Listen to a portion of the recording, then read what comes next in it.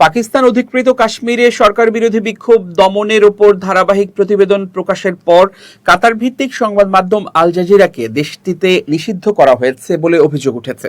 একই সঙ্গে সংবাদ মাধ্যমটির বিরুদ্ধে হলুদ সাংবাদিকতার অভিযোগ তুলেছে ইসলামাবাদ। ভারতের সংবাদ মাধ্যম এনডিটিভির মঙ্গলবারের এক প্রতিবেদনে বলা হয়েছে, প্রধানমন্ত্রী শাহবাজ শরীফের নেতৃত্বাধীন সরকার এখন পর্যন্ত আল জাজিরার উপর কোনো আনুষ্ঠানিক নিষেধাজ্ঞার ঘোষণা দেয়নি। তবে পাকিস্তানের অনেক ইন্টারনেট ব্যবহারকারী সামাজিক যোগাযোগ মাধ্যমে দাবি করেছেন তারা আল জাজিরার ইংরেজি ওয়েবসাইটে প্রবেশ করতে পারছেন না।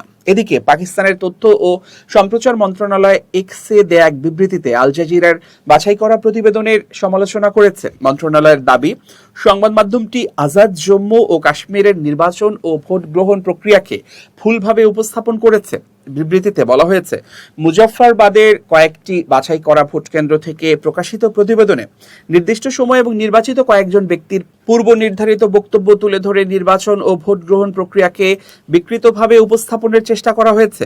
পাকিস্তান তাদের নিয়ন্ত্রণাধীন কাশ্মীর অঞ্চলকে আজাদ জম্মু ও কাশ্মীর নামে উল্লেখ করে।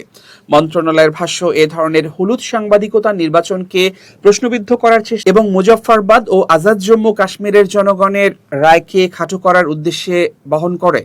তাদের দাবি, ভোটাররা এবারের নির্বাচনে নৈরাজ্য ও জবরদস্তি প্রত্যাখ্যান করেছেন।